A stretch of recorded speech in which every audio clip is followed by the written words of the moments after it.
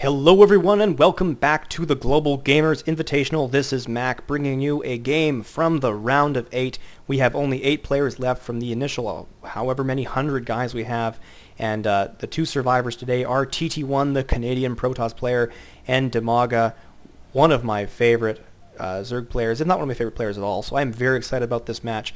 And Protoss versus Zerg, also one of my favorite matchups. So this should be a fantastic game. I'm very much looking forward to this series, and I'm sad to see one of these players not make it into finals. Now, it has happened that a couple of the big names in the Invitational have not been able to make it, stuff like military service, that sort of thing. So some of the players from this round might actually make it into the Invitational, so there is some onus, even on the losers, to play really well and look really cool, and hopefully be invited despite losing. I do want to thank the sponsors once again: iFixit, SCVs for the real world, and Esports United, and the Handsome Nerd. All 3 of them bringing out these big names, and the big names happy to win lots of money, because short of going to Korea, this is really the best you can do these days. So both players playing standard play. The supply depot. This spawning pool is quite early from Dimaga, so don't often see 10 pools these days, but I imagine he scouted here and took a bit of a gamble. It's not adjacent, so it's either here or here. If it's here, that's pretty close, and there will be some opportunity for some early aggression against Protoss players, especially if he fails to wall off. However, this pylon is in a pretty good position. We'll get a gateway almost for certain. Actually, I take that back. 300 saved up minerals from TT1. He's going for a ridiculously fast expansion, and Dimaga has gone for a ridiculously fast spawning pool. So this is not at all good for TT1. He's taking a huge gamble. It got scouted within 200 hit points of being placed. No gateways at all. So we already have a spawning pool, 4 Zerglings on the way, and the gateway is just started. So TT1 has made a tremendous gamble, and it does not look like it's about to pay off. Getting a second gateway already. TT1 recognizes the urgency, but already there's the Zerglings. 6 Lings already able to trap that probe. Cancels the Nexus, but geez, what a gamble. The probes are happy to engage these Zerglings, but several probes going to go down.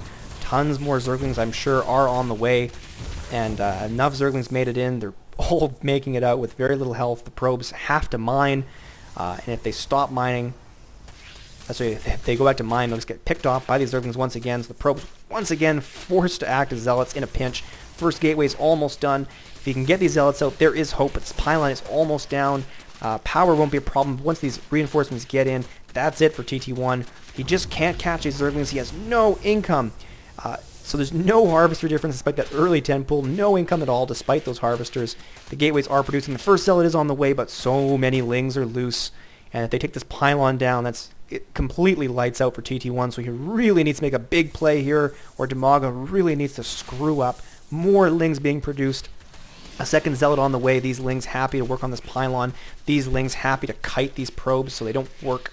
And these probes, again, forced to engage. This pylon is almost down. It is going down. No way they can stop it. Dimaga shuts down the gateways, and TT1 forced to spend his minerals on another pylon. And I believe he does have 2 zealots. Only the 1 zealot.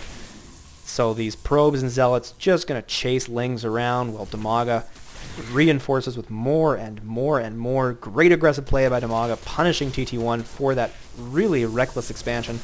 And I imagine we'll see more conservative play from TT1 in the following game.